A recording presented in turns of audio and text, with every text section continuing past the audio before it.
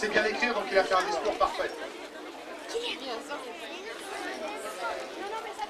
Chers amis, bienvenue dans cette nouvelle classe de 1000 élèves. Nous savons que les moyens que l'on nous donne ne vont pas permettre un apprentissage adapté aux 975 élèves qui, je le vois bien déjà, ne peuvent plus suivre l'enseignement qui leur est dispensé.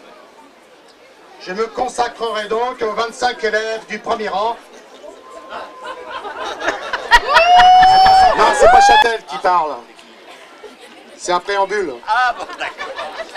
Je vois là au premier rang le petit Nicolas S. Eh oui. Qui cette année encore nous fait un parcours sans faute.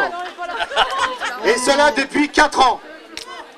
Pas étonnant que ses petits camarades l'aient élu délégué, malgré une gestuelle un peu désordonnée et des fautes d'orthographe pardonnables quand on est le premier de la classe. Juste à côté de lui, très bien noté également, le petit Luc C. Moi j'ai souvent cru qu'il copiait sur son voisin tellement ses devoirs ressemblaient au petit Nicolas S.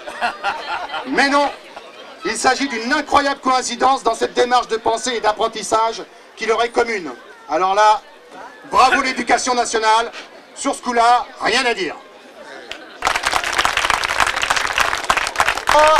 Est en déficit. Nous avons été élus pour redresser la France.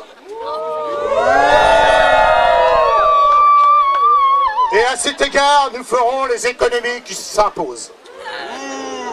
C'est pourquoi, soucieux de l'équilibre budgétaire, nous demandons un effort national dans tous les domaines. L'éducation nationale ne doit pas échapper à cet effort. Sinon, comment pourrions-nous payer la scolarité des enfants de nos élites, nos banquiers, nos chefs d'entreprise, ces patrons du Quack 40, tous ces grands personnages fleurons de notre pays?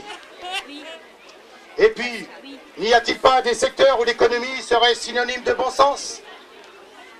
Toutes ces maternelles qui ne servent à rien.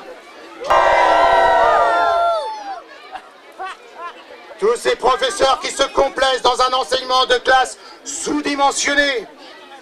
Nous n'avons quand même pas investi dans leur formation solide pour qu'elle ne soit réservée qu'à si peu.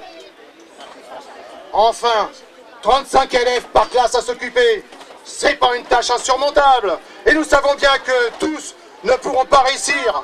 Alors à quoi bon s'échiner? Ayons un projet moderne de regroupement des écoles dans de vastes structures, accueillant tous les enfants d'une ville ou d'une région. Voilà une bonne rationalisation des dépenses et une bonne optimisation des surfaces. Balayons ces vieilles bâtisses inadaptées et coûteuses. Enfin, soyons réactifs si des besoins çà et là sont nécessaires. Eh bien, créons un vivier d'hommes et de femmes pouvant, à la demande, enseigner. Ne sommes-nous pas tous des éducateurs en puissance? Et un bac +3 est largement suffisant. Point inutile de formation spécifique, longue et coûteuse. Voilà notre projet. Voilà de quoi faire des économies et redresser la situation budgétaire de l'État.